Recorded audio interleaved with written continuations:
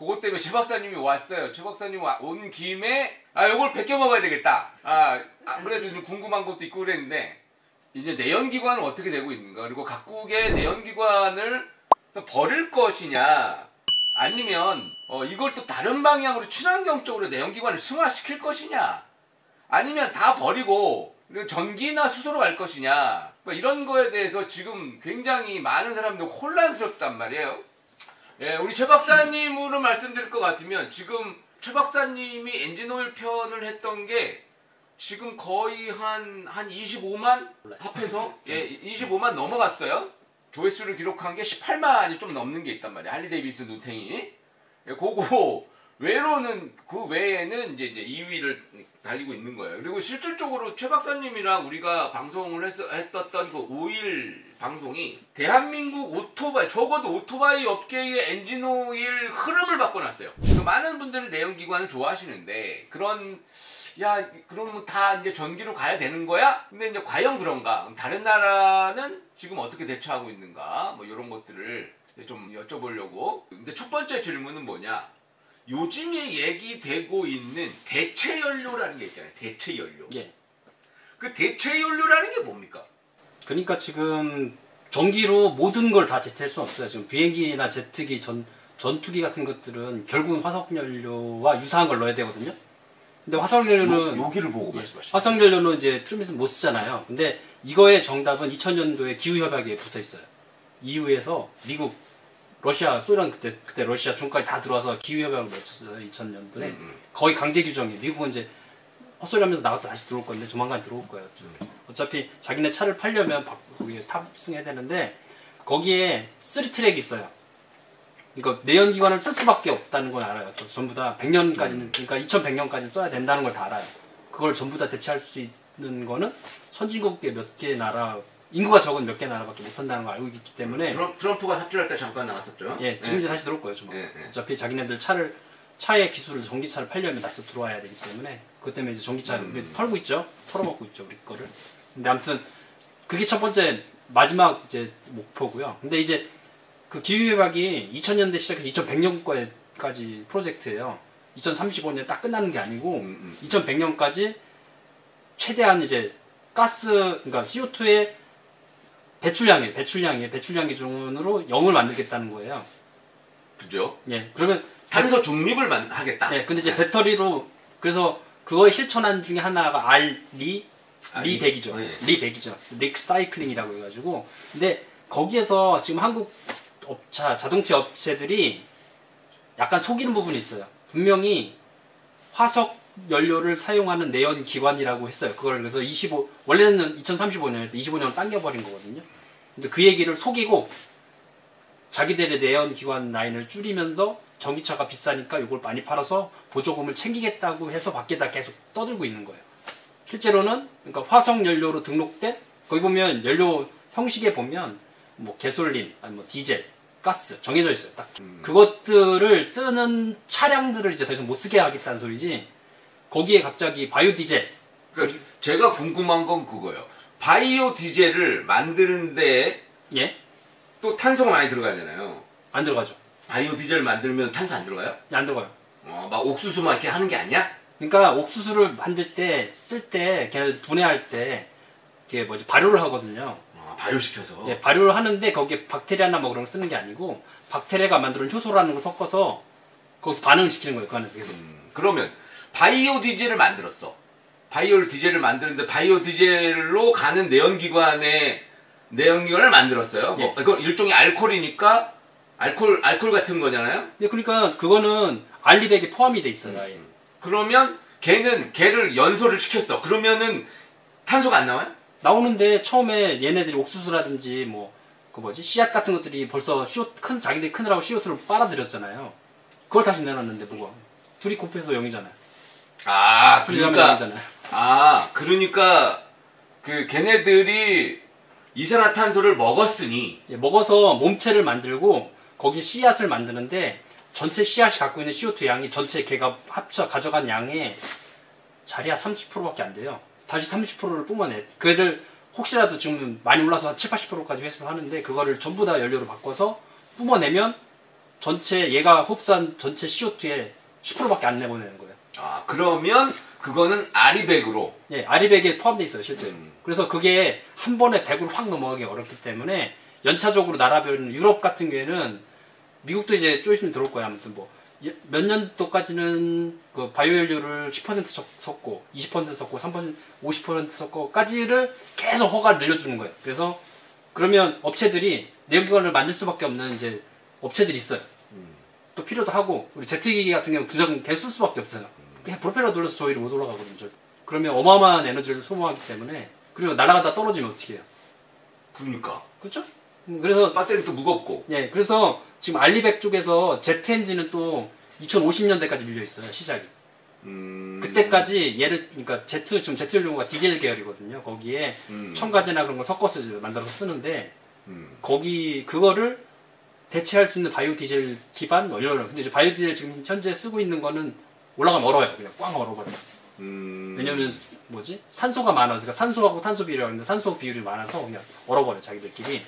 그래서 그걸 지금 해결하는 단계에 있어요. 그래서 아이언맨이 왜 계속 그 공중으로 올라가면 높이 올라가면 아이언맨도 얼잖아. 그런 거 얼듯이. 예, 실제로 연료가 지나가면서 얼어요. 경유 자체가 원래 마이너스 5도에서 얼어요, 그냥. 근데 거기에다 첨가제를 넣어서 그쵸? 10도, 20도 막 계속 내려가는 거고. 파라핀 같은 거 넣어서. 예. 예. 그리고 저 위에 뭐지? 제트기들이 날아다니는 데는 거의 성층권 바로 밑에거든요. 거기는 겁나 추울 거 아니야, 거기. 영하 20, 30도 정도 돼요. 그러면 대체 연료라는 걸 그걸 대체 연료라고 하는 거야? 예, 그런 이제 바이오 그러니까 식물체죠. 사실상 식물체나 아니면 해초에서 가장 많이 얻는데 해초. 예, 거기에다가 효소들을 막 효소 믹스라고 팔아요. 젠자임이라는 회사가 만들어서 파는데 막 팔면 섞어서 적당한 이제 촉매랑 섞어가지고 반응을 시키면 최대 80%까지는 CO2 없이 그냥 다 뽑을 수 있어요. 그 안에서 우리가 필요한 알코올을 요즘에 이제 에탄올 같은 게 물을 넣으면 잘 먹어서 에탄올 걔든 얼 수 있어요. 겨울에 잘못하면. 그래서 부탄올 그다음에 트리올 뭐 그래가지고 좀 다른 걸 비슷하게 만들고 있어요. 그래서 첨가제를 넣어서 옥탄가를 좀 올리고 그런 형태로 가고 있고요. 그거는 SK하고 GS가 하고 있습니다. SOE도 같이 합작해서 어차피 가장 큰 그 합성로는 GS랑 SK가 갖고 있으니까. 그러면 조금 있으면 우리나라에서도 그 대체 연료를 팔 수도 있겠네? 팔아야죠. 돈 벌어야 되는데. 내연기관 다 정지시켜버리면 우리 주요 수출품이 휘발유인데. 내연기관 타시는 분들한테는 희소식이네? 예, 내연기관 차는 계속 나와요. 화석연료 사용을 0으로 만들겠다는 거지. 아예 내연기관 안 돼가 아닙니다. 절대로. 그러면 화석연료, 우리가 이제 원유를 뽑아내가지고 그거를 이제 가마솥에 끓여가지고 이제 휘발유랑 디젤이랑 이제 얻는단 말이에요. 예. 그럼 그렇게 했을 때 나오는 탄소와 대체 연료를 연소시켰을 때 하는 그 탄소 배출량이 얼마 차이가 나요? 같아요. 같아. 예. 화학적 구조로 거의 유사해서 같아요. 대신에 이제 질소산화물, 이산화탄소, 일산화탄소 다 나온다는 거 아니에요? 네, 똑같이 나오죠. 똑같이 나온다. 이제 질소산화물 같은 경우 촉매로 다 잡을 수 있고 어차피 웬만하면 다 거의 다 잡을 수 있고 중간에 이제 분해할 수도 있거든요. 그러니까 질소산화물을 잡는 게 이제 요소수 같은 그런 것인데 그러면 원유만 생산은 안 하고 그렇게 되면 그래서 원유에서 바다에서 해결하면 되겠구나. 예, 바다에 녹조류도 많잖아요. 녹조류, 갈조류라고 해서 플랑크톤에 식물성 플랑크톤. 그러면 우리 이명박 각하께서 그것을 예견을 하고 녹조라떼를 사장하게 만든 거야? 설마 그러겠어요. 아무튼. 근데 아니야, 우리 각하는 그러실 분이 아니야. 각하는 전지전능하기 때문에. 실제로 저기 나주 쪽에 그 연구하는 센터가 있어요. 국립센터가 있어서 그러니까 녹조류, 뭐 적조류 해가지고 다 걷어가지고. 그러니까 처음에는 그걸 다 이제 기계로 해가지고 걸러가지고 회수를 했거든요. 자꾸 녹조가 끼니까. 그걸 놓을 데가 없는 거예요. 혼자 막 썩잖아요. 그래서 근데 걔네들이 식물이란 말이에요. 식물인데 약간의 클로레라 사촌이라서.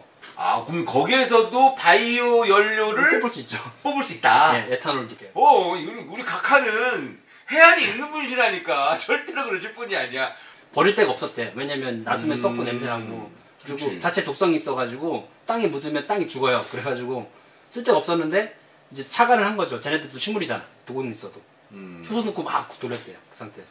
그러니까 에탄올 나오고 먹으면 안 돼요. 뭐 에탄올, 부탄올 나오고.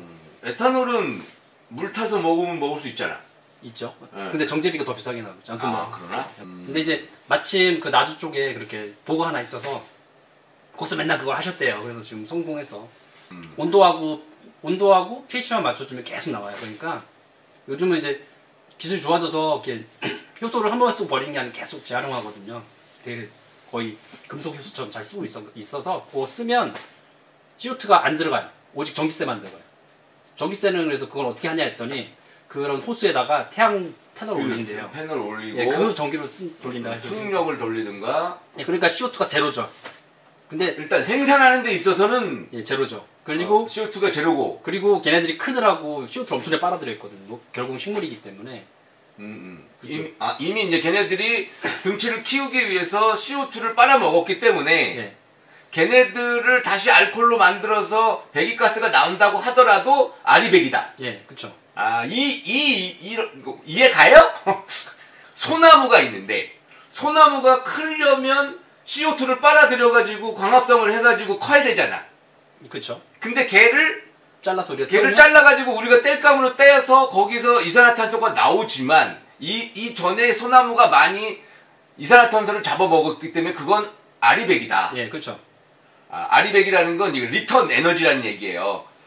근데 그러면은 근데 이미 온실가스가 많잖아. 그러니까 이거를 제가 해주는데 얘기 드렸잖아요. 그 식물체 이만한 100짜리가 있으면 100을 빨아들였지만 실제로 연료가 되는 건 20에서 30분이라고. 연료가 되는 부분은 20에서 30%밖에 안 된다고요. 그러면 전체 CO2의 20%가 다시 나오는 거예요. 그럼 계속 80%는 어딘가 쓰이겠죠. 80%는 걔가 이제 그러니까 거름으로 다시 가져가든가 다른 식물을 키우는데 또 써버리죠. 그렇죠. 에너지 보존의 법칙에 의해서. 그러니까 얘가 나무가 통째로 연료로 바뀌어서 딱 태우면 1대1이에요. 근데 그게 아니라 우리가 쓰는 부분은 열매, 껍질 그런 데만 골라 쓰거든요. 이파리 그런 것만 쓰고, 그다음에 플랑크톤도 그 단단한 껍데기를 못 써요. 그 안에 말랑말랑한 애들 많이 쓰는 거지. 겉에 단단해지거든요. 이렇게. 그래서 그 각질을 분해하려고 처음에 1차 효소 처리를 하고, 그러면 이제 당분이 쏟아져 나와요. 이제 그다음에 당화효소 넣어서 당분을 만들고, 이제 그 필터링 하면 나머지 껍데기 있잖아요. 이건 그냥 거름을 써요. 그럼 또 키우는데 또 쓰고. 그러니까 남는 장사다. 탄소적으로 보면. 그렇죠. 이제 대신에 이제 엄청난 개발비가 들어가야 되고 효소값. 효소값은 이제 그 연료 사다 쓰는 사람이 내겠죠. 그렇죠. 그렇죠. 그건 이제 세금으로 이제 네. 뿜빠이 하고. 예, 그렇죠. 이제 우리가 조금 공학적으로 들어가 보자면. 예. 그래 그렇게 됐어. 그러면 남는 장사로 해서 우리가 바이오 연료를 만들었어. 예. 근데 지금 휘발유에 최적화되어 있는 세팅을 바꿔야죠. 싹 다. 그 바이오 연료용으로 예, ECU 세팅을 바꿔야 되네? 예, ECU 세팅부터 시작해서 약간 네. 밸브 구조도 약간 바꿔요. 왜냐면 기본적으로 알코올류들은 밸브 구조. 그때 그게겠다. 예, 옥탄가가 엄청나게 높아요. 에탄올 100이면 거의 옥탄으로 따지면 130, 140 나올 거예요. 제가 알기로. RC 헬기에 알코올 넣거든요. 예. 알코올이 굉장히 옥탄가가 높아가지고 고속 회전에 유리하다고 그러더라고요. 예, 그래서 이제 에탄올은 수율이 떨어져요. 근데 부탄올은 수율이 높거든요. 근데 부탄올은 우리가 지금 쓰는 일반유랑 비슷해. 7, 80도 가까이 나와요. 80 후반에서 90까지 나오거든요. 왔다 갔다 이게 순도에 따라서 바뀌긴 하는데 요 두 개를 섞어주면 물도 안 먹고 옥탄도 95 이상 맞출 수 있어요. 왜냐면 에탄올이 비싸니까 만들기도 비싸고 수량도 적고. 근데 부탄올은 많아요. 쉽게 만드는. SK가 부탄올에 SK는 이제 에탄올에 집중하고 있고 GS가 이제 부탄올에 좀 집중하고 둘이 이제 같이 섞어서 쓰자고. 그 박사님 보시기에는 그 바이오 연료, 예. 그 바이오 연료가 언제쯤 상용화가 될 것 같아요? 지금 기술들 다 만들어져서 서로 경쟁 중이에요. 유럽 같은 경우는 실제로 영국하고 독일, 프랑스 같은 경우는 에탄올 100 스테이션이 있어요. 벌써? 네, 보조금 줘가지고 에탄올 100을 넣으면 진짜 비싸거든요. 근데 그거를 석유나 가스를 쓰는 사람들 보조금을 뺏어서 여기 줘요. 그래서 비슷하거나 약간 비싸니까 고옥탄 휘발유 가격 정도 내고 에탄올 50이나 100을 구해서 돌아다녀요. 자기. 참고로 2050에 70년도까지 E50이 아마 목표일 거예요. 전 세계에서. 근데 E50을 맞출 수 있는 나라가 있고요. 그러니까 G20 이상 있잖아요. OECD 국가 중에 OECD 좀 그래도 살만한 애들이잖아요. 걔들은 아마 50년에는 대부분 다 에탄올 50%나 부탄올 30%뭐 그렇게 섞어가지고 그러니까 그런 휘발유를 다 교체를 해야 될 거예요. 아무래도. 그러면 지금 사실 뭐 이 탄소 중립이라든가 이런 것에서 가장 선진적인 곳은 또 유럽이니까. 예. 걔네들은 레일 그 기차 레일 밑에다가 그걸 또 겁나 깔아버리더만. 예. 기차 지나가는 시간은 겁나 짧은데 계속 태양열을 받아야 되니까 그런 거 머리 참 잘 써요. 네. 그 정책을 만드는 사람들이 좀 깨어 있으니까 그런 거예요. 그러니까 우리는 정책을 만드는 사람하고 위반하는 사람이 따로 분리돼 있는데 유럽은 하나예요, 사실상. 거기에 정책 위반자하고 정책 설계자가 같아요. 학자이면서 정치가예요, 대부분 다. 그렇게 해야 돼. 그러니까 에너지 쪽 하시는 분들은 실제로 에너지를 연구했던 에너지를 적어도 석사까지 나온 사람들이 모여서 그룹을 만들어서 그 사람들 중에 대표자를 뽑아요. 아니 그러니까 그렇게 되니까 뭔가가 그러니까 직군제 되는 거야. 직군제 정치가가 있기 때문에. 그러니까 제가 그 관계자들을 만나보면 미쳐버리는 게 설명하다 기운이 빠져가지고 내가 뒤집어지는 거야. 뭐 이륜차 정책 뭐 아무것도 모르니까. 그러니까 직군제 정치가가 빨리 들어와야 되는데 우리는 너무 독재를 오래 해가지고 그거를 타도한 사람들이 정치가였기 때문에. 그러면 일본이 그거 믿고 계속 개긴 건가? 전기차나 전기 오토바이를 지금 일본이 굉장히 떨어졌잖아요. 그러니까 일본이 사실상 바이오 연료 쪽은 일본이 먼저 시작했어요. 근데 중간에 이제 이공계 기피 현상에 의해서 쫙 빠져나가면서 그 공이 한국으로 넘어온 것뿐이에요. 한국과 유럽 간 것뿐이에요. 아, 그럼 바이오 연료도 일본 애들이 우리나라를 못 따라올 수도 있겠네? 이미 역전됐죠. 아베가 10년 동안 20년이죠? 20년 동안 삽질하느라고? 삽질을 해놔가지고 산업계가 무너졌어요. 아, 이거 아베한테 고마워야 되겠네, 우리가. 그러니까, 이런 것도 아베한테 고맙네. 그러니까 오죽하면 20년 동안 걔들의 목표는 그거였어요. 워라벨 젊은 애들. 뭐 우리나라 애들도 지금 뭐 그러고 있는. 아니, 대학교 안 가겠다. 대학교에서 이공대 싫어. 그냥 법대. 아, 공돌이 싫어. 예. 화이트 칼라가 좋아. 법대, 상대 막 그런 데만 가는 거예요.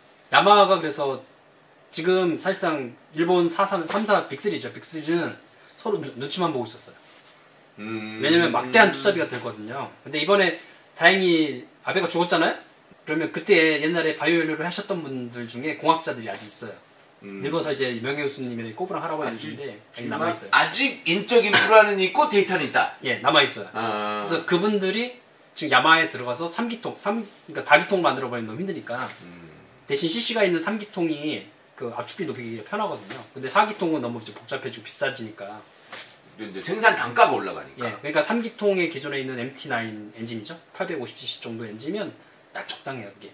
MT09 같은. 예, 왜냐면 블럭들이 3개고 두께도 충분히 두껍고 다른 건 모르겠는데 여기 블럭은 되게 튼튼하게 잘 만들었거든요. 근데 고기 문제가 별로 없어요. 그리고 밸브도 좋은 거 많이 쓰고 있고 실제로 아마 아론에 채용했던 그 고급 밸브 서스 630인가 660이라고 되게 좋은 밸브를 써요. 그러니까 손쉽게 바꿀 수 있어요. 거기서 압축비를 확 올릴 수도 있고 자기 최대 14까지도 올릴 수 있으니까 거기서 막 오월 준비를 하고 이제 거기에 맞는 인젝터를 새로 개발을 하고 왜냐면 약간 점도가 있어요. 디젤 정도 되는. 그게. 근데 이제 얘는 뿌려서 스파크를 줘야 되잖아요. 그리고 스파크 양도 많아야 돼요. 그러니까 뭐라고 해야 되나.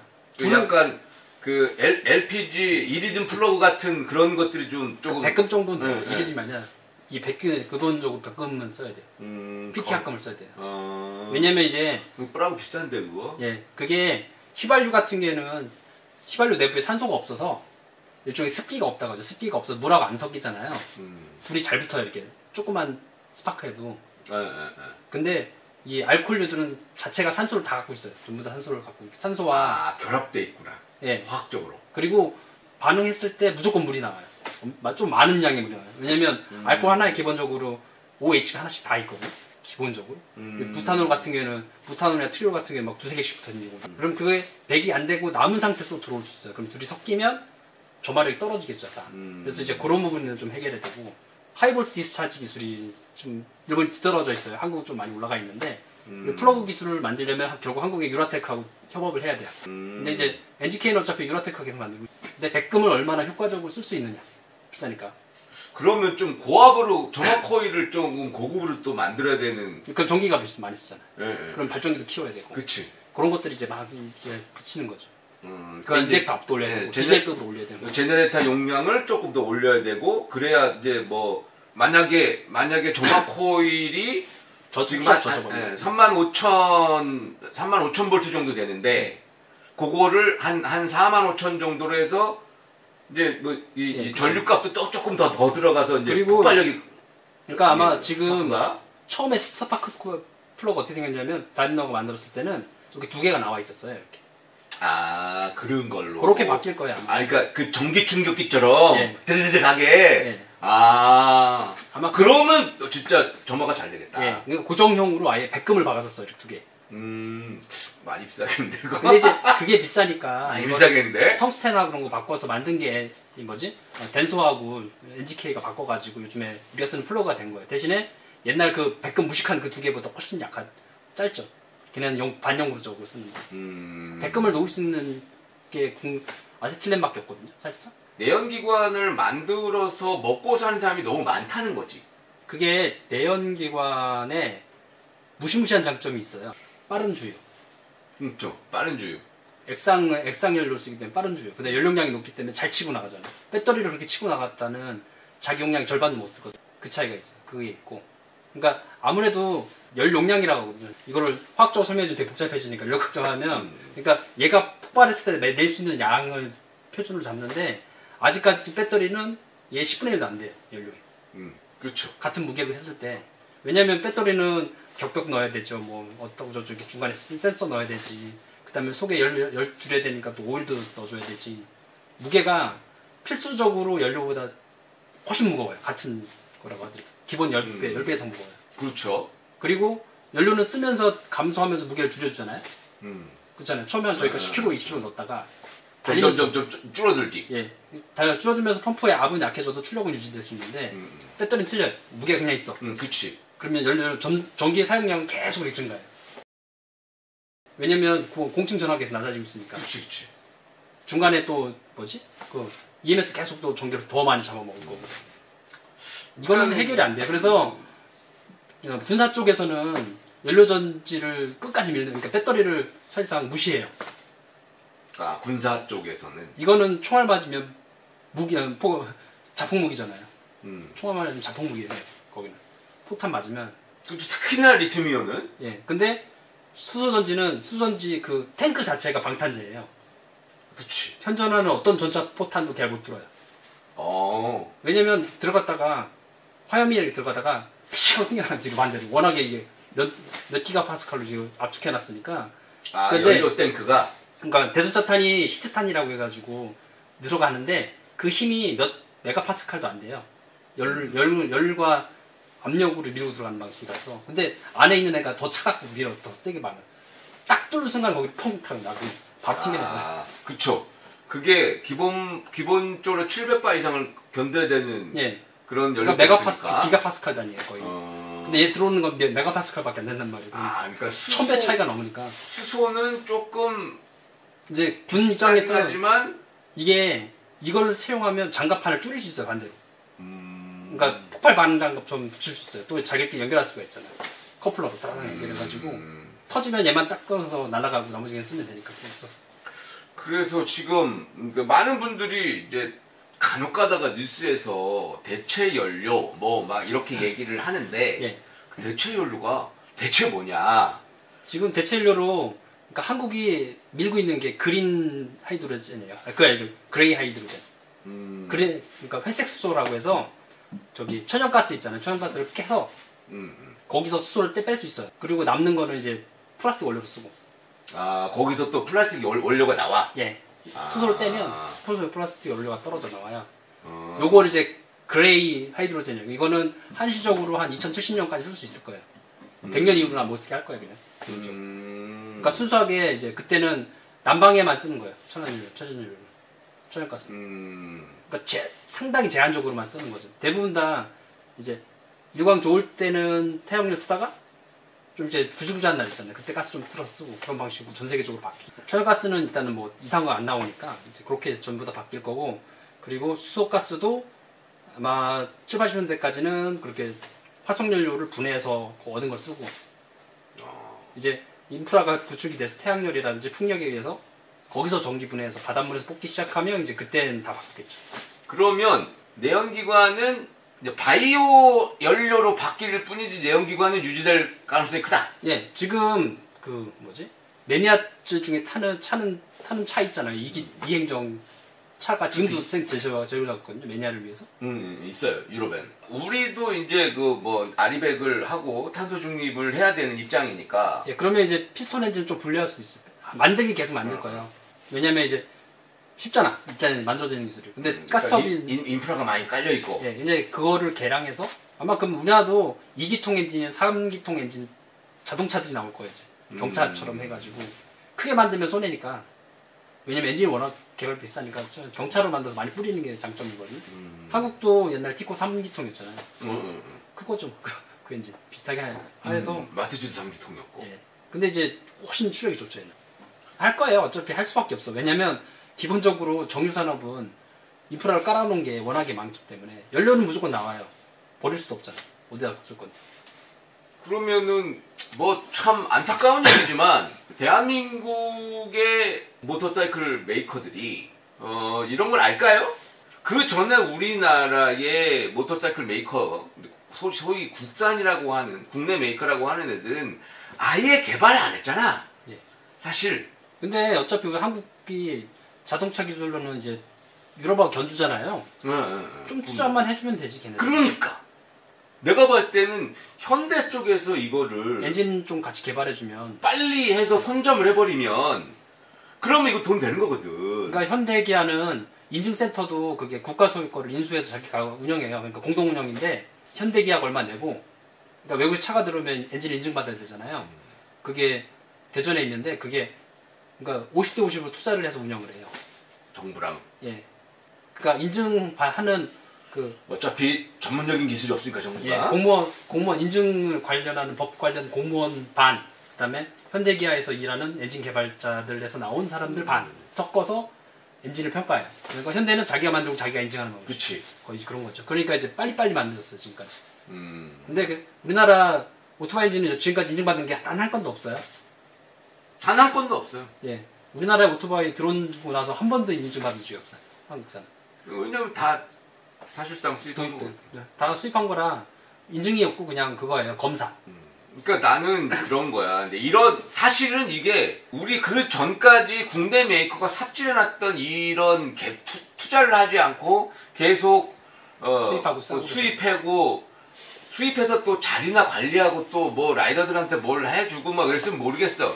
근데 그런데 그때 지네들 배만 불리려고 막 했는데 그러니까 여기에서 이 타이밍에 잘만 하면 우리가 여기에서 바이오 연료용 엔진을 먼저 선점해가지고 개발을 하기 시작하면 일본 애들이 못 따라올 수도 있는 거잖아. 그쵸. 우리 자체 인증인데 야마하도 자체 인증 안 되는데. 야마하는 그러니까 이게 중요한 포인트를 이 기업하는 사람들 알아야 된다는 거야. 그러니까 야마하는 만들어서 그걸 상공기계성에 가서 인증을 받아야 돼요. 왔다 갔다 갔다 해서는. 근데 현대 그 연구센터죠. 연구센터가 대덕에 있거든요. 그냥 거기서 만들어서 차 싣고 가서 해주세요. 결국은 현대기아도 바이오연료형으로 바꿀 거예요. 지금 연구하고 있을 거예요. 심지어. 왜냐면 전기차는 어차피 한철인 거 다 알아요. 그 사람들. 전기차는 한철이에요. 진짜 중요한 거는 수소 전기차지. 결국 50년대 60년대 수소 전기차가 수소 가격이 급격하게 떨어지면서 그 탱크는 재활용이 되거든요. 워낙에 단단하니까. 예. 뭐 거의 무기급이에요. 네. 이 세상에서 가장 튼튼한 전차장, 그러니까 전차용 장갑이 탄소 복합 장갑이거든요. 비싸서 못 쓰는 거예요. 다들 그거 알아요. 너무 비싸니까. 네. 그러니까 그 탄소 그게 뭐냐면 카본사를 네. 이렇게 막 서로 직교해가지고 중간에 이제 유리섬유도 넣고 뭐 에폭시 넣고 방탄섬유 넣고 이렇게 만들면 탄소 복합 장갑이에요. 옛날 러시아 삽질로 만들었다가 전차 하나가 수천억이 되니까 장갑 값으로만 접은 거죠. 네. 그때는 그랬는데 지금은 좀 떨어지지 않았을까? 좀 떨어졌어도 이제 거기에 쓰긴 아까운 거죠. 근데 간단하게 근데 가볍잖아 또. 예, 수소 탱크를 외부에다 쭉 타일처럼 붙여버리면 무게가 가볍죠. 장갑 능력 올라가지. 참고로 이 최도열 박사님이 군 부사관 출신이라 이런 그 군 관련 시설이라든가 이 밀리터리 쪽으로 굉장히 해박합니다. 근데 기본적으로 화학 박사인데 예, 그런 것들 그리고 이제 기계 좋아하고 공학적으로도 이제 굉장히 해박한 지식을 갖고 있기 때문에 그러면 언제쯤이나 우리는 바이오 연료 엔진을 만나볼 수 있을까? 지금 사실상 개발돼 있을 거예요 현대는. 근데 내놓지 않고 있어. 정착하려 되니까. 현대는 예. 라고 추정하는 아니에요. 거고. 옛날에 했었어요 다. 같이 작업해서. 아 옛날에 2006년도에 같이 들어와서 뭐지? 영국 작업에 들어왔었는데 투자자 중에 하나인데. 이러니 저러니 해도 예. 이러니 저러니 해도 그때 그리고 현대가 앞서가긴 해. 예, 2010년대 초반 그때 SK랑 LG도 같이 들어왔어요. 그때 이제 LGG에서 떨어지기 전에 그때 걔네들도 같이 들어왔어요. LG 카텍스 때 같이 들어왔어요. 이제 미래를 본 거죠, 걔네들은. 걔네들은 30년을 봐야 되니까. 2010년대였으니까 2040년대까지는 나오겠다는 소리겠죠, 그 얘기가. 벌써 GS하고 SK가 그쪽 바이오연료 쪽으로 특허를 어마어마하게 많이 내서 서로 방식도 틀려요. 그럼 일단은 한 10년 있다가는 나올 수 있다. 딱 맞잖아요. 35년부터 못하게 한다고 했잖아요. 네, 근데 35년부터는 그게 100% 내연기관을 못 받으니까. 그러니까 화석연료 내연기관을 화석연료를 사용하는 내연기관을 못 쓰게 되는데 35년 딱 100%일 필요가 없는 거예요. 한국은. 한국은 지금 0이거든요. 아마 한국은 아마 35년이면 한 20이나 50을 시작할 거예요. 연료나 그러니까 디젤이나 거기나 휘발유에다 20이나 30 정도 섞어서 그것들을 파는 주유소들이 보일 거예요. 수도권에. 그렇게 해서 예. 20이나 30이면 지금 엔진은 굴릴 수 있어. 어떻게 굴릴 수 있어요. 약간 이제 첨가제를 좀 비싼 거 넣고 값이 약간 있을 거지만 고급 휘발유보다 좀 쌀 거예요. 그 상태로 넣어서 그것들이 이제 팔리기 시작할 거예요. 그러면 지금 CATL이라든가 BYD라든가 이러면서 예. 이제 중국 쪽에는 인산철을 많이 쓰잖아요. 싸니까. 싸고 좀 안정성이 있으니까. 근데 요즘에 인산철의 에너지 밀도가 많이 좋아졌다 중국제에. 그게 이제 결국은 인산철을 쓴 게 리튬하고 코발트 농도가 낮거든요. 올린 거예요. 천천히 올리는 거. 아 그거를 뭐 예. 니켈이나 코발트나 이런 쪽의 원소들을 이제 높이는 거예요. 살짝. 그러면 안전성은 좀 줄어들겠네. 당연히 줄죠. 부풀어오죠. 폭발 위험성도 예. 있는 것이고. 그러니까 그게 인산철 최대 단점이 뭐냐면 디스차징이 급격하게 돼버리면 내부에서 화학적 구조가 무너져요. 근데 그걸 잡아줄 수 있는 게 니켈과 이제 디스차징이라는 건 방전. 그래서 가끔 1세대로 나온 그 리튬이나 인산철을 저도 쓰고 있는데 급격한 충분히 배터리도 예열을 해야 돼요. 타고 한 4, 5년 적어도 6, 7분은 달려야 그러니까 평소의 날씨에 그래야 이제 애가 충전이 되기 시작해요. 6에서 7분 정도 돼요. 이때 배터리가 준비가 돼요. 그러니까 낮 충전이 안 그런데 이 인산철 전지는 수면 상태에서 방전이 일어났다가 시동 걸려서 달리기 시작하면 적어도 5에서 10분은 충전이 계속 이루어져야 원래 상태에 돌아와요. 그래서 그때부터 다시 충전이 들어가요. 단거리 저처럼 많이 타는 사람은 가끔 안 걸릴 때가 있어요. 근데 이제 그게 자주 되면 점점 이제 굉장히 낮아지는데 아무튼 그게 이유가 그거예요. 그런 안정화제를 니켈과 코발트를 많이 쓰는데 그게 양이 계속 늘어나면서 이제는 약간 열을 많이 내게 되겠죠. 회복력이 좋아지는 대신에 결국 회복력 문제예요. 회복력. 근데 리튬 3원계는 이 자체가 기본적으로 거의 고체에 가깝다 보니까 빨리빨리 환원이 되니까 시동 걸고 그냥 바로 가는 거고. 그리고 인산철 탈 때 이제 보통 주행 시작하고 얼마 있어서 불나는 경우가 많은 게 그게 회복되는 시간을 못 맞추는 거예요. 그러니까 사람들은 생각하기에 인산철은 무조건 안 터져.